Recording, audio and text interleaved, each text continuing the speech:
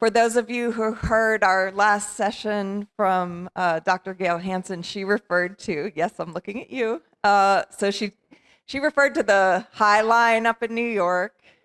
I didn't know about the underline. That's in Miami, Miami-Dade.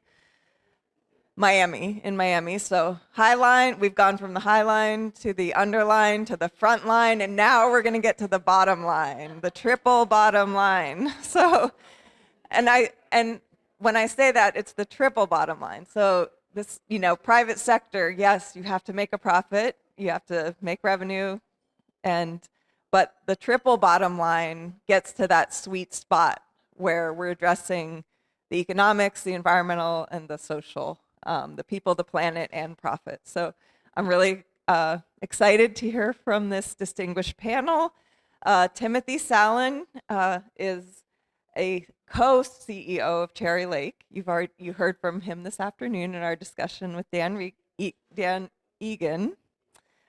He's passionate about promoting attainable solutions for a sustainable future, innovation in organizational leadership and management, and collaborating with leaders in the landscape, construction, design, and planning industries. Timothee is a graduate from New College of the University of South Florida, where he earned a degree in economics. I didn't know that. Maybe I knew that. Oh, you're one of those people, just like me. And international studies, and a graduate from the University of Florida's Wedgeworth Leadership Institute for Agriculture and Natural Resources.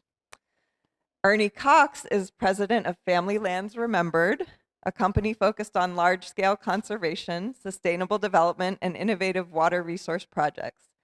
Family Lands Remembered is currently working on the Green Heart of the Everglades Conservation Project, the C51 Reservoir and Edgewater Wetland Park Water Resources Projects, and the Farmington Deering Park Conservation and Sustainable Development Project. And you're a UF graduate, right? Yep, go Gators. Greg Jones is a member of the American Society of Landscape Architects and the Urban Land Institute. He has spent a decade working with landscape architecture and civil consulting firms, followed by 15 years dedicated to private developers, specifically focusing on conservation-based master plan communities. Greg has earned a bachelor's degree in landscape architecture from Michigan State University, another Spartan, and Leslie Bertolotti's Spartan as well. Master's degree in landscape architecture from the University of Minnesota. Mark Yahn is the founder of Sunscape Consulting. Sunscape offers full horticultural management services for completed multifamily, hospitality, and single-family home projects, along with renovation-based landscape architecture and oversight of arbor care services and landscape and irrigation installation for new construction projects. It's very relevant that you're here today. Thank you so much for joining us. Mark has been a landscape professional in Florida for 45 years, even though he's only 46 years old. And I will pass it over to Timothee for moderation. Thank you, Jennison. I'm going to facilitate this final panel today. And I think when we were talking with Dr. Levy last night, I don't know if he was boasting or lamenting that he's on the bleeding edge of all of this. And so now we're going to talk to those who are going to be on the cutting edge.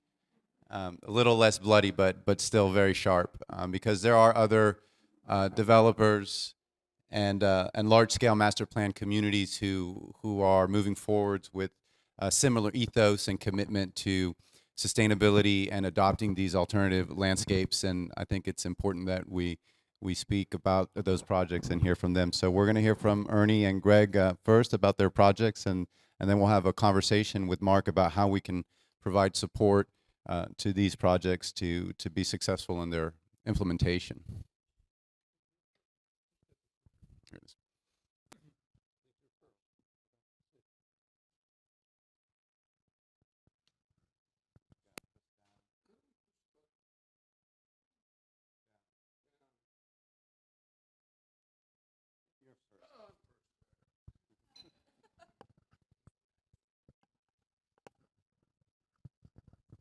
Jump over here.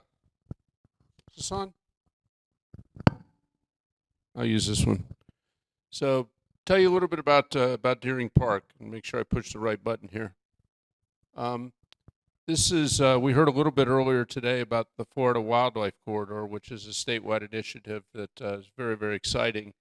And the little white outline that you see is the Deering Park footprint, and the green that you see are the currently protected Florida lands, either by fee ownership by a governmental agency or a conservation easement. Bringing it a little bit closer to home, it's on the East Coast, basically between New Smyrna Beach and Titusville. And you can kind of see the conservation area within the Deering Park footprint. It's about 70,000 acres, so it's a reasonably large piece of property.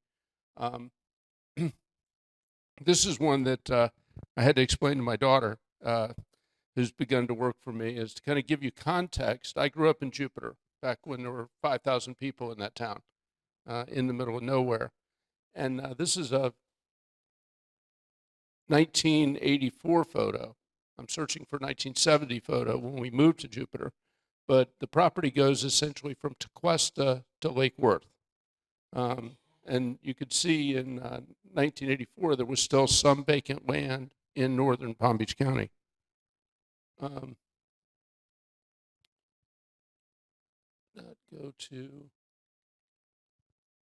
That's what would have happened had we conserved 75% of the land. And so for context, if 50 years ago we had decided to preserve 75% of the land between Tequesta and Lake Worth, it might look like that. And so that kind of gives you a perspective, for me personally, as to why we're doing what we're doing. To go through these pretty quickly, this gives you a sense of the size again. If it's green, it's in conservation. Will never be developed. If it's in another color, it may be developed at some point over the next 60 years. And then on the right-hand side, you can get a sense of what's actually on that landscape. And what was done in the early planning of this project was to put the potential development in the areas that were least environmentally valuable. This was a big timber tract. It had been in timber for many, many years. And for those that are familiar with timber, you know this. It's essentially a crop with a 25 to 30-year lifespan. And so you harvest it once every 25 to 30 years, but it was planted just like a tomato crop or a pepper crop or anything else. This is the concept for the development. So if you look at the left-hand side, you see what's going to happen in the first 5 years.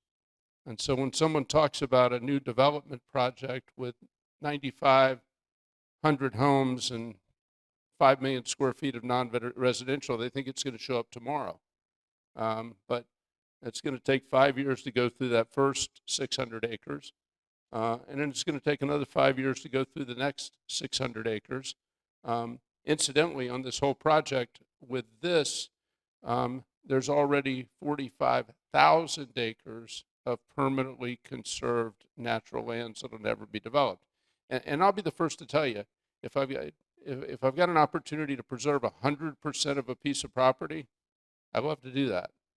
And that's a big part of our business. But if I can't preserve 100% of it, I'd rather develop 25% of it and preserve 75% of it, as opposed to what's happened to my hometown, where we basically developed just about everything.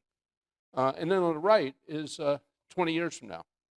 And so you could see in the context, it's not only what's being preserved, but it's how you design that integrated system of stormwater. Now we're going to dive into a few more details. First thing is use what you have. Now this is obviously one of the conservation areas, but it's absolutely spectacular. Of course, cows. We've got a joint venture with Adams Ranch, one of the top 15 cow calf operators in the United States. Great family, fourth generation business. But you kind of get a sense of the property and things that we're going to preserve. So how do we take those beautiful oaks and design a community around them? What you're looking at is going to be Oak Hammock Park. And then here, the resolution's not quite so great, but Tim, what's the name of this bay tree I have out here? This is a loblolly bay tree, and we have them everywhere. And so we're going to keep a bunch of them. And then here's a picture of a bunch of little baby ones. And so over the next couple of months, Tim's going to help us see if we can move them to another place because they have beautiful, giant white flowers during the blooming season. Just a little bit about the architecture and the community design, town center, town square, developing again with natives. We'll have some formal areas. We'll have some very informal areas. And then how do we do our streetscapes? Different streetscapes. There's your 4-lane divided road. There's a 2-lane divided road. A 2-lane non-divided road. Town square. Canopy trees everywhere. Different types. We're not going to use the same tree in every place, but very important, we think, to design that landscaping that needs very little irrigation, if any, after establishment, but also working through this issue, which we're sure to talk about in a minute, the homeowner expectation and collaborating with our builders to do natives from the beginning.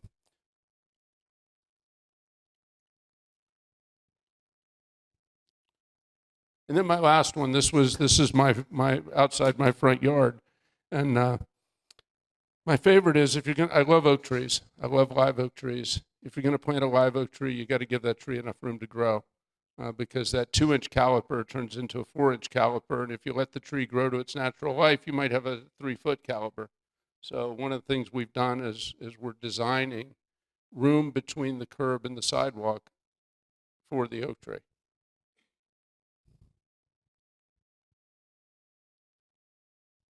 All yours.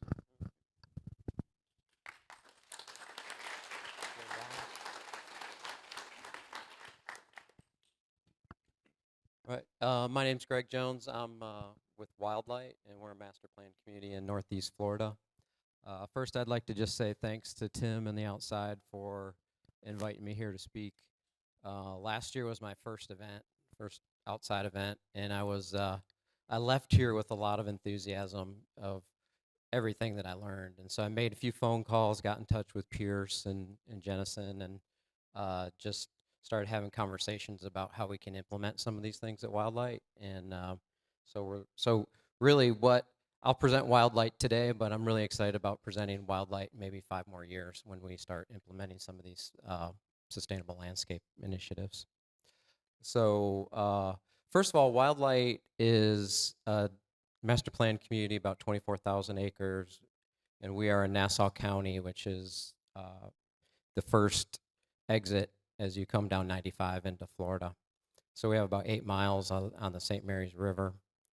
We're also owned by Rayonier, which is a timber company, publicly traded timber company that's been around for nearly 100 years. And the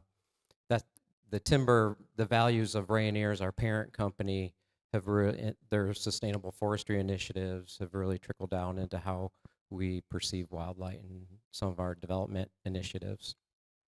So just real quick, Rayonier's, publicly traded timber REIT. It has 2.8 million acres across the United States and about 400,000 in New Zealand. So you can kind of see on that map the ownership footprint. Mostly Florida, Georgia, and Texas are our largest land holdings. And as development happens in our markets where we own land, we evaluate that land for its highest and best use. And so obviously in Florida, Jacksonville MSA is growing very rapidly. We have quite a significant amount of acreage in Nassau County, almost 175,000 acres. And so a lot of that's under development pressure. Over the years, we have sold the land to other developers, and they've really not done a great job. We end up with a lot of strip commercial development and a lot of cul-de-sac subdivisions that don't have connectivity. and they're not really adding to the land base. They're not really improving the adjacent land values. So we decided with Wildlight, we would develop it ourselves and create a higher standard for the area. This is just a quick description of Rayonier, Nassau County. We have been there since 1937, have about 123,000 acres of land. And then Rayonier's sustainability is a core value for our company. We have environmental, social, and governance structure in which we use those categories to build our teams and oversee the operation of our projects, and then make sure the environmental values trickle down through our development projects. So this is a couple pages from our Rayonier Sustainability Report, where we focus on sustainable forestry management, water quality management. We have a 3,000-acre nursery in Alberta, Alabama, and water conservation is critical out there as we grow close to 33 million seedlings a year out there. And we also leverage our land not just for timberland production, but for other land-based solutions such as solar farms, wind farms. We also have hunting and rec as a large land use. So drilling down to detail Wildlight, this slide's just kind of put you in context of where we are in Orlando today, and way up at the north, you see that little red area. That's our 24,000 acre footprint.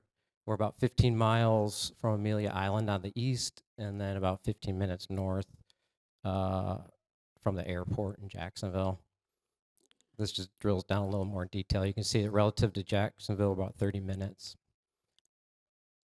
And the key thing with why we started with Wildlight is because its location. It's right on 95 and A1A. It's a major corridor. Currently, we have about 2,000 homes under development there. We like to say one of everything. We have UF Health Wellness, we have dental, we have daycare, we have apartments, townhomes, single-family homes, and elementary school, early childhood learning center, amenity areas. So it's a true mixed-use, pedestrian-friendly community. We have a Del Webb neighborhood, which comes with the good and the bad with Del Webb, but it's a real driver for traffic in the neighborhood, and it allows us to generate revenue that we can kind of put towards some of these sustainability initiatives that we're working on. Some of the initial objectives when we started Wildlight were to create a higher standard of design in that part of Nassau County, provide community services, and provide housing for a growing community. As was mentioned earlier, we get about 1,000 new residents to Florida every year, and we're on the first exit, so a lot of people stop there and fall in love with Nassau County and all the attributes of that area. So within Wildlight specifically, we have the master plan incorporates a lot of stormwater management objectives. We have rain gardens, bioswales.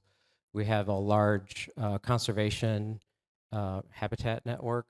Overall, the project's 24,000 acres, 12,000 acres will be protected in conservation easements.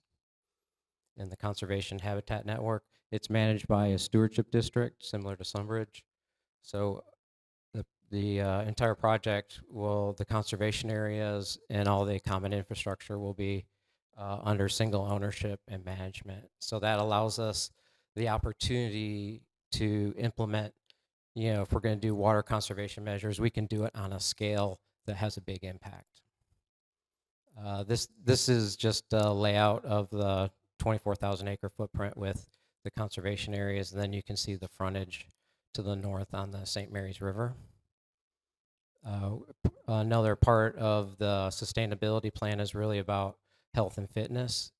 We're protecting the entire frontage of the St. Mary's River with a green ribbon trail and an overlay district. So it's about anywhere from 100 to 500 feet wide protective corridor along the river that will provide public access. So we didn't want to line it with houses and get value out of it once. We think by connecting to it, we provide value to the entire community for perpetuity. And then Gail Hansen talked about our pattern book earlier today. And so these are just some of the excerpts from the pattern book that talk about some of the sustainable landscape pieces that we've implemented. Most of it's about plant selection, using native plants, and making sure we have the right ratio between planting areas and lawn areas and functional spaces and creating outdoor rooms. And then that's just another excerpt from the pattern book showing some of the native species. And I think that's it. The next steps. So one of the key things is really what we're going to be doing next. So we're working with Jennison and Dr. Jones on the program for resource efficient communities to help us set up goals and objectives and put together some sustainability projects and turn Wildlight into really like a living laboratory. That's my goal, and that's what we're working towards. So look forward to talking about it more in the future once we start getting some of these projects underway. Thank you. Thank you both, Ernie and Greg. And Mark, the reason I asked you to join us is because we're going to need to provide some real assistance to these gentlemen if they're going to be successful in executing and managing the landscapes that they're undertaking. And I think maybe there's nobody in the state with more experience supporting developers and property owners in this and managing landscapes. So if you'd share a little bit about your experience and perspective. Well, sure. Am I on here? There we go. My name is Mark Yahn. First of all, thank you for having me today. Is Amy still here? I think I'm going to beat you because I have no slides. But we manage a little over 70 sites throughout Florida of all different types. And I didn't know that showing photographs of those sites would do a lot of good. But I'm here to share my perspective on building and caring for landscapes, which I've done since I was a kid 45 years ago. And I've been blessed with working with a lot of good developers and some of the best landscape architects in the state over those years. I have to say that for the most part, all of them were conventional landscapes. Class A multifamily and large single-family home communities until recently, and resort hospitality have been really lush, full landscapes using a lot more water than what Todd mentioned at 28 inches per year. I think that myself, the landscape architects I've worked with, and many of the contractors building and managing these sites have always been cautious of landscaping, tried to build efficient systems, trying to have them properly controlled. The rain sensors that we use have never been 100% accurate. It's always been our policy to ramp things down in the fall, take them up slowly in the spring. When it's raining a lot, turn the systems completely off, doing everything that we can. But I think we'll talk about that in a minute, but I think therein lies the issue. And someone in the audience mentioned it before about irrigation design and perhaps available products available to us from the manufacturers. But anyway, with my friends at Dix Height, I was involved with a project from 2016 to present over in the Tampa Bay area that was pretty much all native. And so it was our first attempt to be involved with the sustainable landscaping. I think it qualifies as such. And we partnered with them. I hadn't had a lot of experience doing it, but I really believe that landscapes can teach you a lot if you let them. And that landscape taught us an awful lot. And we're proud to say that our job has always been, as I see it, is, we're contractors, we're consultants. Most of the time, these sites have been designed by landscape architects, paid for by the developer, and a lot of times the developer's vision. So our job isn't to second guess it. It's to follow the designer's intent all the way through, the way it's trimmed, the way it's maintained, the way it's watered, and that's what we've tried to do. I believe that, again, irrigation is really one of the paramount problems that we face of trying to get it right. The products that we've been given to use, drip irrigation, has proven to be a real serious maintenance problem because I've never had a landscape that I've installed that everything survived. Landscape architects are charged with that, the mission of creativity. They're trying to attract home buyers, people to rent apartments, people to rent office space. We don't do any retail, but the same thing applies. And so we can have some failure. We picked up multifamily sites in the last 3 or 4 years that have had hundreds of thousands of dollars worth of damage, mainly from poor designs, poor implementation, and sometimes poor maintenance. But in every case, when we've had drip irrigation, to do any type of renovation at all, and we're landscape architects as well, but only we do renovation. Probably 80% of it's multifamily. And we've got contractors, when they're involved with, getting involved with the renovation and prepping it, we believe that, the demolition, the site prep, the irrigation, renovation, or adjustments before any planting is done is important. And most contractors, when it comes to drip, want to tear the whole drip system out, saying it's more trouble to fix it than it is just to cut that section out and redo it. It's a debate. We use a consultant for irrigation matters. We trust his opinion a lot. And we're working on initiatives now with, trying to work with manufacturers to get more conventional type equipment that will, with low volume nozzles that can control the flow of water, but will be a good investment for our owners, be a substantial system that won't get damaged, but can achieve the same goals. The whole mission of what type of landscapes can be used, how much turf will be used, so on and so forth. That's really the job of the landscape architects, as I've admitted to. We're new to this concept, but we believe in it. We're here to support the effort. I think there are challenges to what developers and homeowners' expectations are. The training of installation contractors and maintenance contractors in the field, nursery availability, and again, I think getting irrigation manufacturers on board with low volume equipment that can help us achieve these goals. The irrigations, the landscapes that we have managed over the years are probably that 50, 52, 55 inch a year landscapes. And if we're going to get down to the 28 and the 25 and 24 inch measurements, I think it's going to be a challenge. The last 2 summers in Florida, if you've known, we've been in mid-July, very little rainfall, with 100-degree weather. Personally, I've never found a landscape that can exist in that environment without irrigation. How we do it, the efficient systems that we build to keep it alive. But I just, I need to be a student of the cause, because I think there's challenges ahead, because, some of the test plots that I've seen at Cherry Lake, I was out with them recently, I thought they were beautiful. Are they perennial in nature? Are they going to go in and out of lushness during the time of year? Do we need evergreen structure to have some sustainability of the look when we go through winter months, cold weather, and so on? And I think that that's what we want to see develop. We're working with Dick's Height right now on a new site in Osceola County, a large site that's in Toho's district.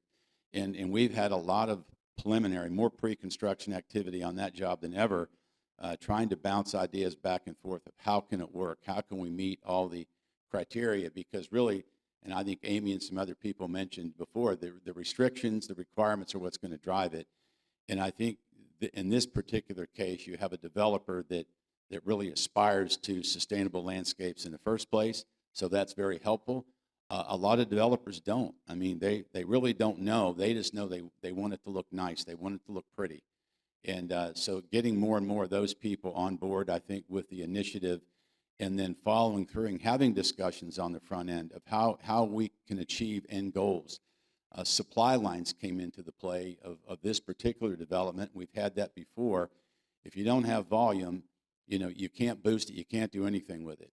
And I think that properly built systems that are managed correctly, and we'll probably talk a little bit about that, of having master controls in managing it, because it doesn't do us any good to go in and concentrate on the common area of a development, because most of the water is used by the homeowner.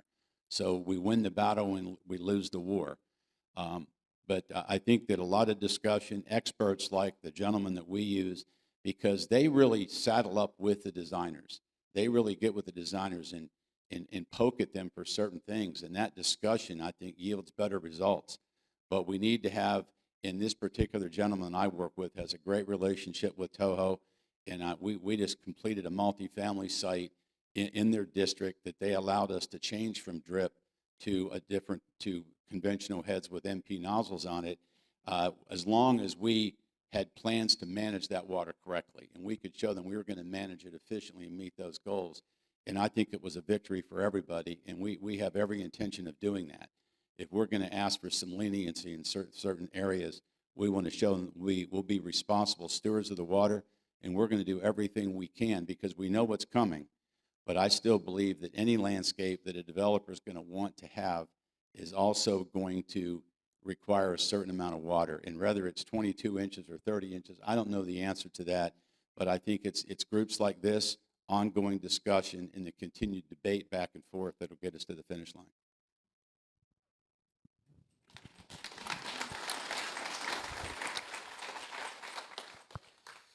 Well, thank you guys for your presentations. I want to ask a couple questions to our panel, starting with Ernie and Greg. Why would a developer choose to embrace these practices ahead of being required to do it? And what's driving your adoption in this line? I think from our perspective, there's two things we're trying to accomplish. One is to actually prove up that you can do development in a sustainable way in conjunction with the environment.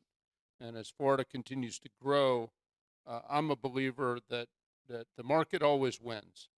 And so if we can embrace the market and provide great places for people to live that are directly connected to the natural lands that we're creating, we're going to be ahead of the game in creating really nice places for people to live and work. The other side of it, and Jennison and I have had this conversation a lot, along with, I have to laugh whenever I hear Dr. Jones. I think of the Temple of Doom and Indiana Jones. It's pierced to me, but I can see him with the fedora and the whip. But the conversation we're having is we think we can actually save money.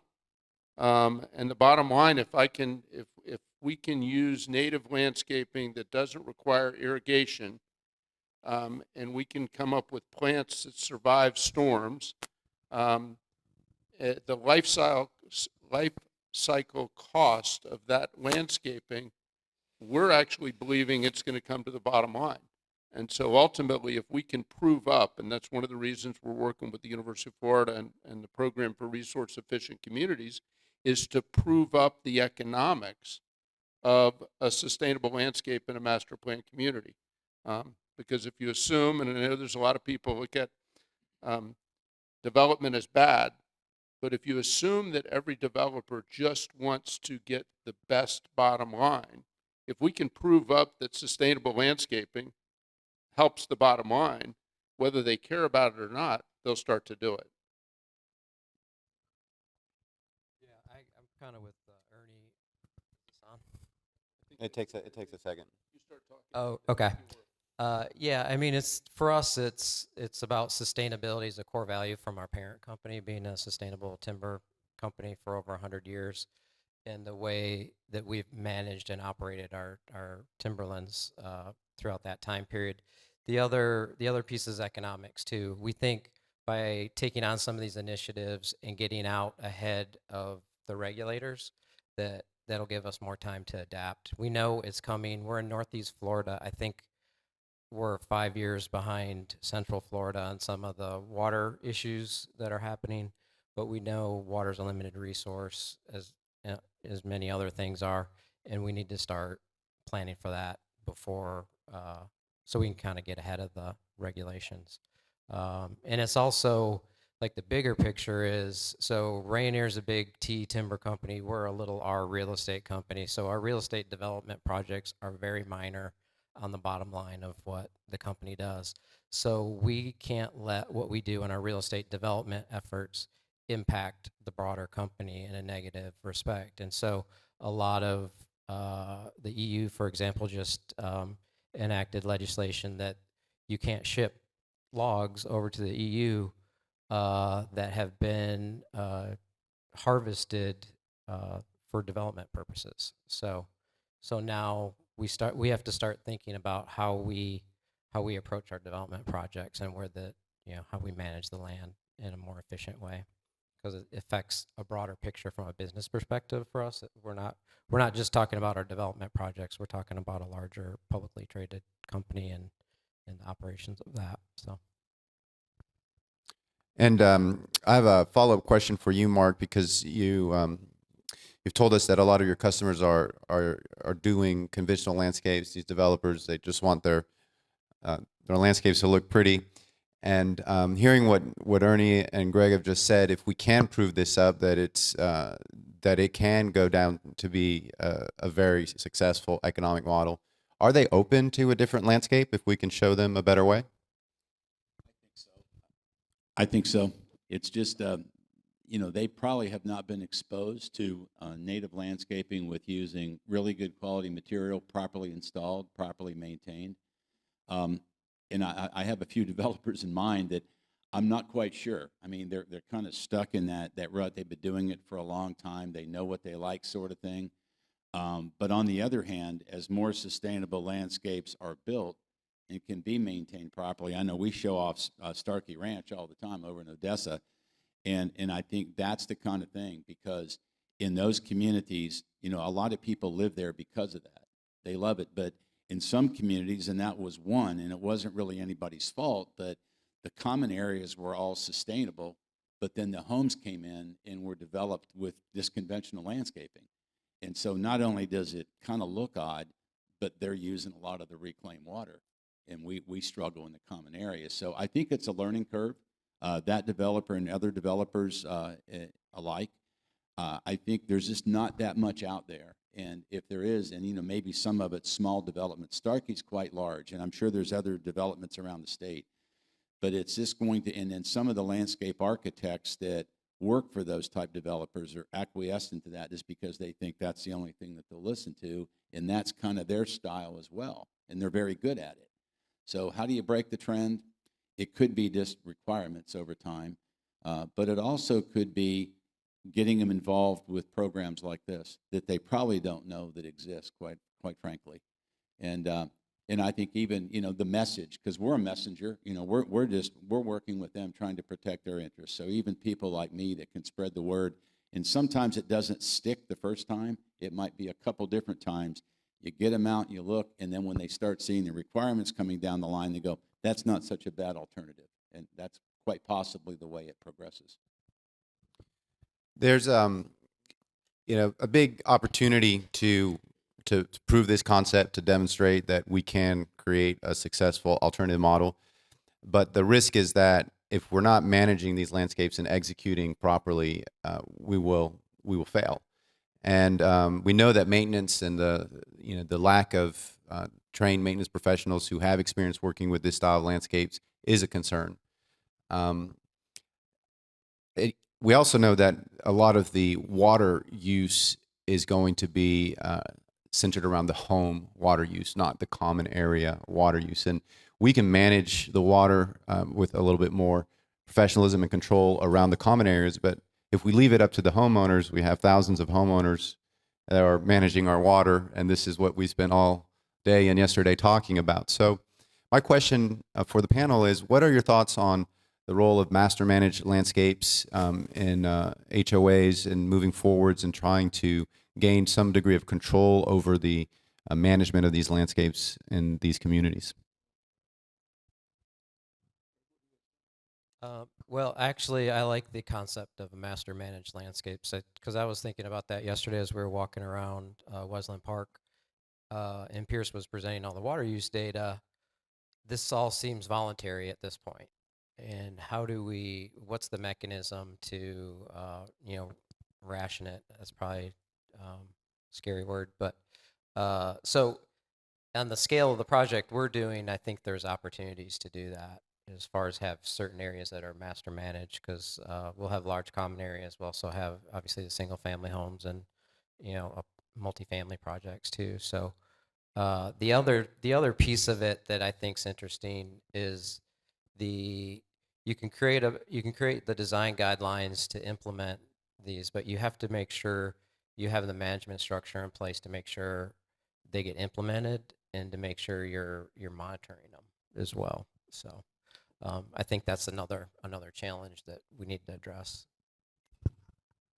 Well, I think in a lot of ways you have to, because let's say you come in and you put together this system of native landscaping, and you've got a group of landscape maintenance companies that aren't used to native landscaping. before you know it, they're gonna cut down your plants and grass is gonna be growing. And of course, when you get to the homeowner level, if the yard doesn't look good, it must need more water. There's a solution to everything. If it doesn't look good, it needs more water, and then fertilizer. More water, more fertilizer. It's gonna look better. So I think on the master side, the other, and Greg mentioned it, is this education process. How do you educate I love the slide of Coral Gables in 1920 earlier today. I didn't ask the question, but if you go drive through Coral Gables today, it doesn't look like that, because those trees are now 100 years old and it's spectacular. But Coral Gables today doesn't look like Coral Gables in 1920. And so one of the things we're going to try, and I'll be the first to admit, we're going to try it. We'll see how it works, is we're going to build a welcome center, and we're going to use the type of landscaping we're going to do in the homes. And we'll have a welcome center built a year before the first home is available. And we're going to try the old education by osmosis technique, which is show them what we're doing, and in very small snippets and videos talk about why we're doing it. And I'm optimistic that we'll be, in essence, self-selecting. Because if somebody wants to live in a community that is St. Augustine grass and 2 palm trees, they're probably not going to like what they're seeing in the Welcome Center, and maybe, just maybe, it'll be part of the program. And then finally, we're going to build in from day one this community engagement process, kind of the social science aspect of a sustainable community, and stay tuned. We'll see how it works. Mark, you have thoughts on master managed landscapes, or how to develop scopes for landscape companies and homeowners that would help to provide a little more control over the management? I do. Fully managed single-family home communities in Florida have become quite prominent in recent years. In fact, they're probably the largest single valued landscape maintenance contract there is. They're very desirable. Unfortunately, a lot of them are quite large, so the contractors that are most qualified to perform the services are large consolidations. But the specifications are obviously everything, but so is water management. And when you say fully managed, I think it's got to fall with the irrigation system. And you have broad ranges from the Reunion system that was built, and I think Todd was talking about Toho back in 2007, 2008. I think Reunion was built and started to be built in 2004. And the way that whole program started out there, it's fully managed. I mean, there's one valve that controls 4 or 5 homes, and they have total control of the irrigation system. It got a little bit outdated over the years. It was built to be MaxiCom, and now I know that the new owner is developing some new system. But you've seen even Reunion West was built with irrigation controllers on each individual home. We're working on one in New Smyrna Beach right now that the first thing they did was put the irrigation controllers inside the garage. And I don't think you can have a fully managed community without managing the irrigation system. There's all different kind of ways to do that. Both Hunter and Rainbird make great controllers, 60 to 200 zone controllers. The equipment's there, the knowledge is there, but I think the developers still, they'll build a community and think you're going to go in and manage all the landscapes for them without controlling the water. The other thing is they are so desirable that the time frame that's put on a home, it's very competitive, and all these big contractors have their sophisticated ways of estimating, and there's nothing wrong with that. But, last year, for an example, Village Walk here in Lake Nona is a large site, and we did the RFP for that site. I think they have 6.5 or 8.5 million square feet of Floratam sod, thousands of homes. It's a very big contract.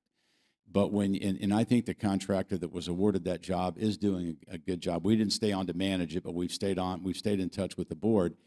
But, our joke is that in these managed communities, if you want to see your landscape contractor, sit in a lawn chair on your driveway, because they're only going to be there for about 2 minutes. They just want to run in and run out. So to your point, I think the specifications, we believe in a very frequency-based, very item-by-item specification that can be followed and measured.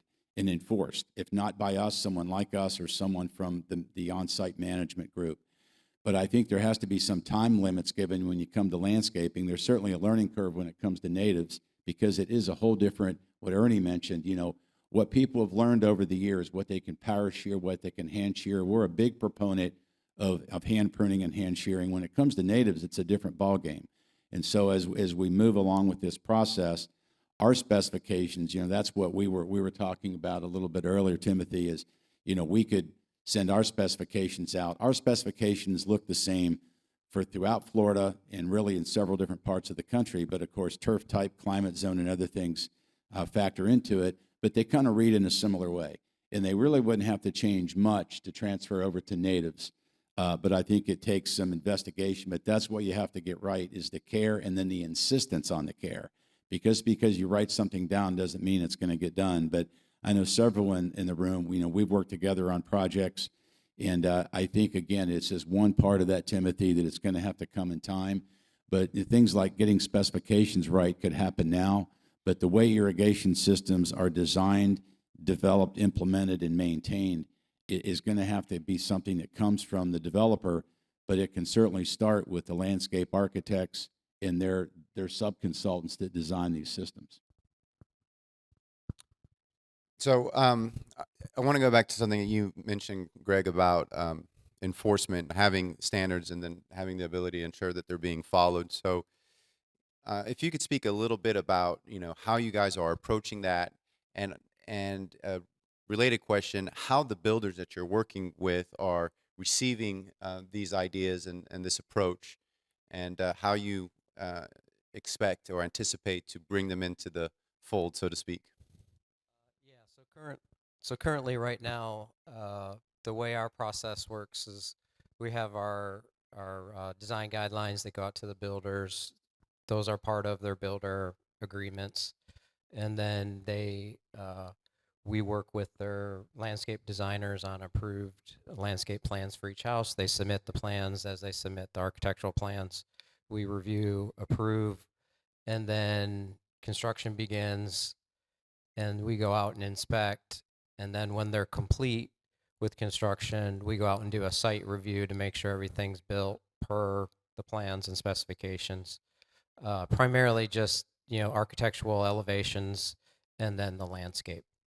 And then that information goes to our POA, and then our POA kind of takes it from there. They do the enforcement. I don't say enforcement, but they'll tour the neighborhood, make sure everybody's keeping their yards in shape. And if somebody wants to remove a plant or do some changes or modifications to their landscape, they have to submit, to the POA for modification. And then I review it on behalf of the developer, kind of review it, approve it. So that's the process. It's not always followed. So that's the biggest challenge, is having enough once the homeowners take possession of the landscape, it takes a lot of oversight to kind of monitor the neighborhood. So that's one area that I would say needs a little more attention from our standpoint. So I think those are kind of the main points on how it gets implemented and monitored. And then what was the second part of the question? Well, working with the builders to bring them on board. Yeah. Okay. So most of that's done during the early phases when we start having discussions if they want to be part of the project. So we'll take them through the pattern book and the design guidelines and bring them on board. So to date, we haven't had any real pushback from the builders, because I would say our landscape design guidelines are, mostly focusing on natives. So they're pretty conventional. So we haven't had a lot of builder pushback. So the challenge has been really just making sure their landscape designers design per the specifications set forth in the pattern book. But yeah, going forward, when we're going to push to more less turf, more native landscaping, more water conservation, I think that's going to be part of the early conversations with the builders too. We're going to have all that figured out and understood when we sit down with them and start talking about builder contracts. Because from their standpoint, which I totally understand, they need to know everything up front before they agree to business terms with us. Ernie? Yeah, I was just going to say, it's an evolution. If you think about where outside Collab was 3 years ago, 4 years ago, and where it is today, a lot of it is proving it up, and so you've now got a number of fairly well-known master plan communities that are beginning or have implemented these practices. I think what they're doing at Wildlight, what Sid Kitson has done at Babcock, um, what's going on with Sunbridge, not only what they're doing, but the discussion about it, and the engagement by a broad group of people, public, private, NGOs. We just got to keep doing it and driving people through and seeing that these communities really work well. And then back to the economic side, you all may have seen the 60-minute special or on Babcock Ranch with the hurricane. What they found was that as a result of a decision to design for hurricanes, and to use primarily natives, that after the storm, the cleanup took about 4 or 5 hours. There wasn't much to do. The primary damage in Babcock was to street signs, from a Cat 4 hurricane sitting on the project for 4 or 5 hours. And so when you really start to think about that, there was not much cleanup because the natives are used to dealing with that. And so I just think, guys, from my perspective, we've got to keep doing it and showing it and talking with each other and learning.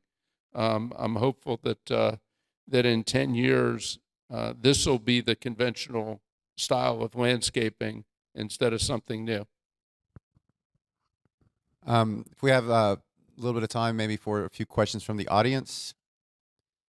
Some microphones coming around. So we'll go back here.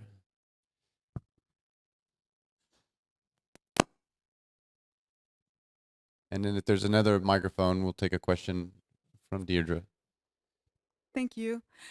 Grew up on a farm, and I'm recalling that the house, well over 100 years old, came with a cistern that we used, very religiously in the summer, and wondered if any of you have encountered the thought or maybe the implementation of cisterns. Well, I'll jump in on that real quick. Yes. We're actually planning an area in our next phase to have for a little amenity area that we're building, and so we're implementing a cistern with and then a water tank with a gravity-fed kind of irrigation system for the project. So that's an idea right now. We're working through the details, but absolutely, I think the rainwater harvesting aspect of this is so important. I think it's such a huge opportunity there.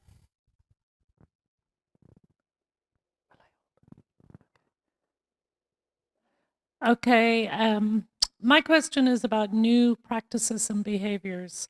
I've worked for many years trying to implement various programming. What would you say is the biggest barrier and perhaps better approach to working with a developer to change practice or behavior? Human nature. I don't know if you all heard that, but human nature. We don't like change. We know what we know. The bright green grass, the simple come in and put the sod down, give me my 2 palm trees and a couple of shrubs. I know how to do it. It works. I've been doing it for a long time. That's the biggest barrier. And the second barrier is kind of community expectations. If you don't educate the buyer of the home as to what they want, particularly if they're coming from out of state, they're looking for the 1920s Coral Gables yard and give me that bright green grass. And so there's a real education effort that we've got to do up front as to not just this is what we're doing, but why we are doing it. I'm sorry about that. Wildlight has its own pattern book, and since it is something that is actually being developed, is it available? I can't find it just by searching, so I'm just curious, like, because there's obviously a case of it being developed by a real developer, and then it's got a pattern book. That's something you can actually show off to sell this concept to people. It's like, here it is working. Yeah, it's not publicly available. It's on our POA website, which I think the owners have a password to get in, but we just haven't had a request to put it out there, so we just haven't done it. But I can get it to you if you want a copy of it. So just let me know. I think there's going to be a large interest in sharing, and if you're open to sharing, we could put it on the Outside Collab website, and I'm sure a lot of people here will download. Hi. Yeah, this will be the last question. Go ahead, Michael. On the topic of the master control, oftentimes with these communities, the developer is in control of the HOA up until a certain point, a number of residents, what have you, and then it gets turned over to the homeowners to run and manage the HOA at that point. So how do you handle that master management when it's turned over to the homeowner? I'll mention a way. I live in a community in Jupiter right now called Abacoa, and the irrigation is actually managed by the Waxahachie River Control District, which is a special district at Sunbridge. They have a special district at. You guys have a special district at Wildlight. We've created the Deering Park Stewardship District, and those have a longer duration. And so, in my mind, if it is a utility that's providing the reclaimed and they have the resources, it might be good for the utility to manage it. If not, either a special district or a CDD, as opposed to the homeowners association. But again, I think it's a matter of figuring out how to manage that system, and then manage the yard, so that it actually is healthy. Well, I'd like to thank our panelists, Ernie, Greg, Mark, for joining us, and if we could give them a round of applause. You can leave it on the seat. So we are going to wrap this Outside Collab up. I'm going to ask a few members of our board to join me on stage just so we can have a few minutes of discussion about where we go from here. And then we will let everybody go home and relax and have a hopefully wonderful weekend. I don't know, is Richard, Leslie, you want to join us? Leslie? Jennison. Come on up. And I don't know if Greg is still here. Yes, we got 4 chairs, putting them on the spot, so this is not rehearsed, I promise you. And I'll take the clicker.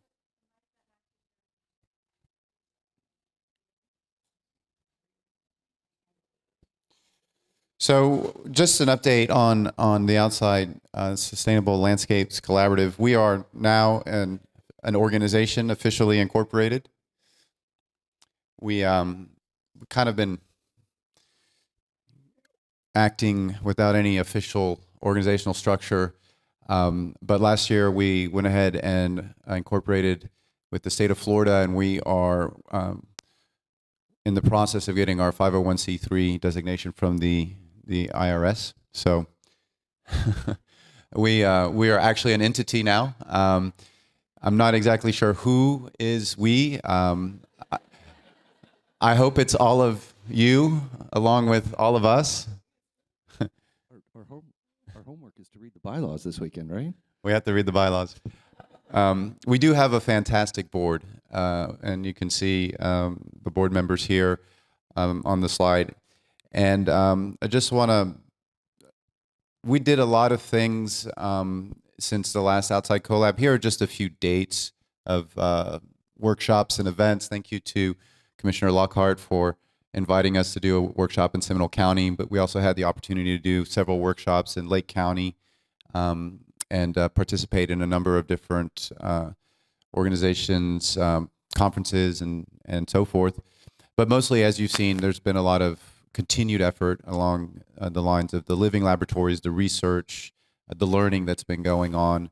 So we continue to lean into this and try to gain knowledge each year so that we can share knowledge and move this movement. But what's next? I'm going to just put up our goals. We came up with these goals about 3 years ago, and I really think they're still as relevant today as they were then, because the goals that we put out on the table are not goals that are achieved in a matter of 2 or 3 years. I think these are goals that we have to keep working on. But over the next 12 months, I'd like to just get some thoughts from some of our board members. What do you think we can do, and where should we really focus over the next 12 months? May I? Sure. So, age before beauty, right? Sorry. So no, I just wanted to share a couple thoughts. You all know I'm being, yeah, sarcastic. Okay. Um, well, that sounded even worse. Okay. No, all right. So one of the ideas, so I have all these ideas, and I'm sure everybody in the room has lots of great ideas, and I hope you'll all first, take ownership of that and feel that you are part of this collaborative, because we really, the who is we. I mean, I think it's everybody here. It's everybody who's participated in a past collab, but like we really do want to leverage the collaborative nature of the collab, right? So one of the ideas that I've heard put forth many times today is, we need to do more of our storytelling and get those, not only the successes, but the stumbles along the way and what we've learned from those, so that we can do them better. And so I said to Pierce earlier, like, let's do a turning points little video series. Maybe we could do just little snippet highlights of, where something happened that changed the perspective of somebody who's a critical player in these solutions, and led them help them see where there is an incentive, or there is some common ground, or there is a way that they can take action to move forward and do something a little bit different, and it might succeed, and it might generate more profit or revenue. So that's just one idea. Let's do some kind of turning points or aha moment little videos that help tell this story with a little bit more continuity and build on this timeline of events here. That's one idea. Yeah, I think I'm kind of jazzed about the whole idea of the social science aspect of this, right? As a landscape designer, I'm very intrigued with the perception of what we're doing out there in the general public, and we've heard that as a challenge from developers, from municipalities and other folks like that, with people moving to Florida. Oh, they want this green grass, they want the 2 palm trees. Well, is that really the case? And I think we're getting to a point now where we could probably find some definitive answers, or at least something anecdotal, right? A piece of that social, whether it's actual science or not, it's part of telling the story, right? I don't think we have to hire a social scientist, but I think we can delve into that question in a much more deep way now, with projects like Sunbridge, with other projects that are out there, whether it's Deering Park, or even getting some additional testimonials from people, what motivated them, that aha moment for the folks in the villages. I think there's a piece there that we can help tell the story from the public's perspective, as opposed to kind of the professional and academic world. I would like to see us continue to address this question about irrigation. In spite of everything that I've tried to do, it's still there. And I want to go back to what the University of Florida, we talk about science and data. If you go on the University of Florida websites now and you look at how to plant a shrub, and it's going to tell you about how long you might need to irrigate that shrub to get it established. And that started with work that was done by Amy Schrober and Ed Gilman in 2002, 2007, 2008. They did it in South Florida, Central Florida, North Florida. Very extensive study. They used 21 varieties of shrubs, 11 exotic, 10 native, most commonly used in Florida landscapes. They put them on drip irrigation in North Florida. On drip irrigation, 1 gallon every 8 days for 28 weeks, and that shrub was fully established, and you could turn the irrigation off for the rest of its life. You were done. If you continue to irrigate it, you could go on for a year, and the experiment did that, and they found no difference in survivability. They found no difference in extent of root spread, and you were able to turn that system off.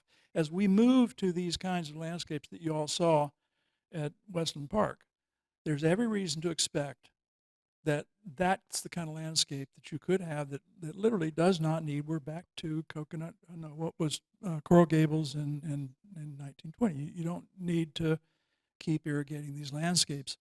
And on a personal experience basis, if we have to have ground coverage, you also out at Westland Park, you saw the perennial peanut, and you saw sunshine mimosa. I can tell you from personal experience that perennial peanut, once it's established, does not need to be irrigated. It does not need to be irrigated. I harvest it for hay. I feed my cattle EcoTurf.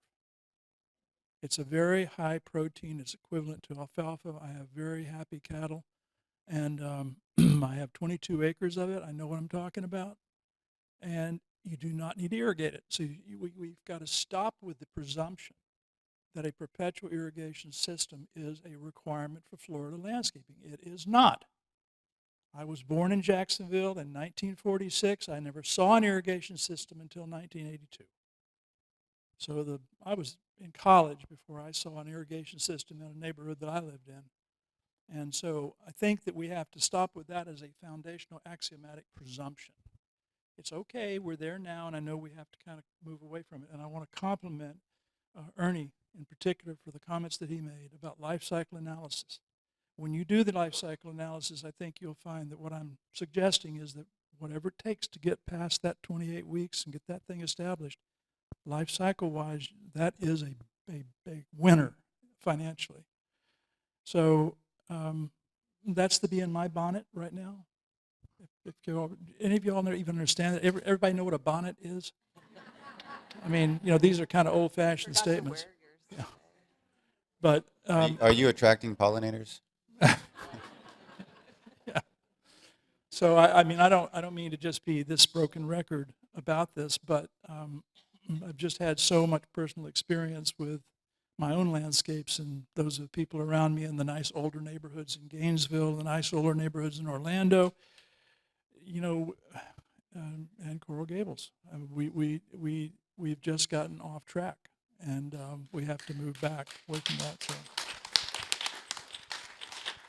And if I could add to that, Pierce, I've seen your land and your perennial peanut, and it's gorgeous. It's rainfall fed, and it's gorgeous. And yet, there's another piece that's very critical, and I think coming back to Darren and Mark and life soils that are sterile and starving can't support that.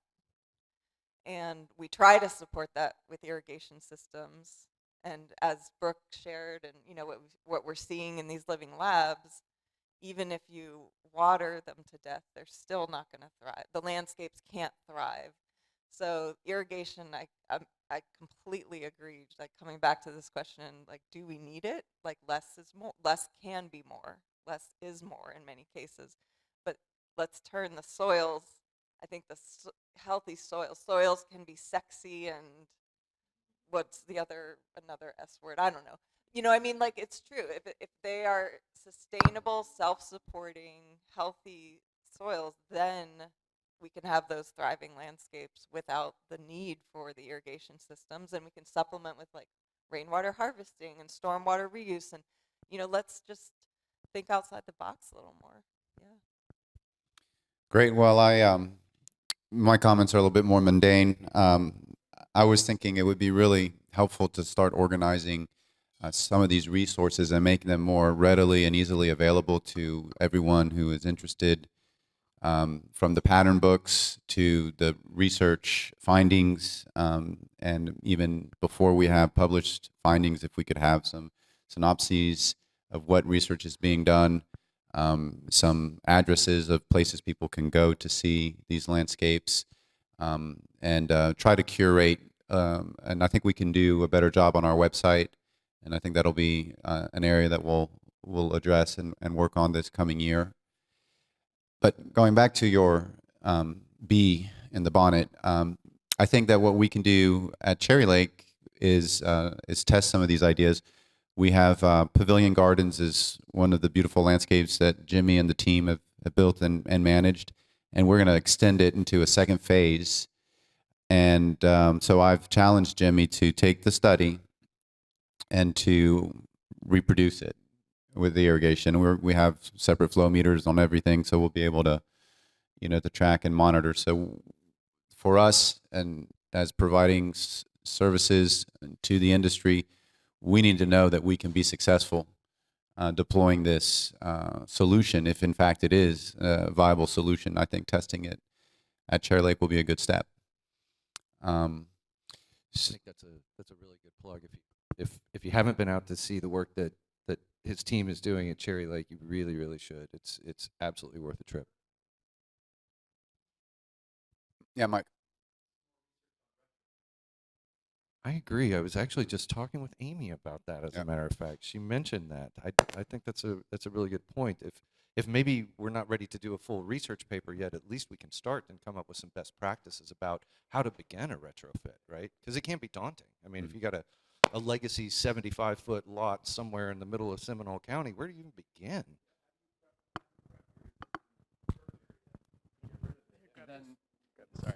How do you prep that existing turf area to get rid of that, to then establish a more sustainable landscape? And maybe the last thing I will leave us all with is, what can you guys do over the next 12 months? And I'm sure you all have your own projects and your own communities that you can bring this information back and share it, and invite 1 or 2 or 3 people, your commissioners, your city council members, your local developers, the home builders, and bring them here. And we'll keep providing a space to share and to educate, but it's up to all of us, and it's up to you guys to carry that message out there and bring back people who need to hear this story as we continue to tell it. And also ideas for interims. We've talked about doing smaller, more focused workshops or field trips, or along the way, so that we can have some continuity and just keep going rather than year to year. Keep doing Some mini tours. Mini tours. Any ideas you have, share them. So we'll be sending out a survey, a follow-up email. You guys can share all your comments on the survey. You can also reach out to us. I think we're all easy to find online somehow. So don't hesitate to reach out and engage. And thank you for coming. Thank you for your attention. And most importantly, thank you for your passion. Thank you. Thank you.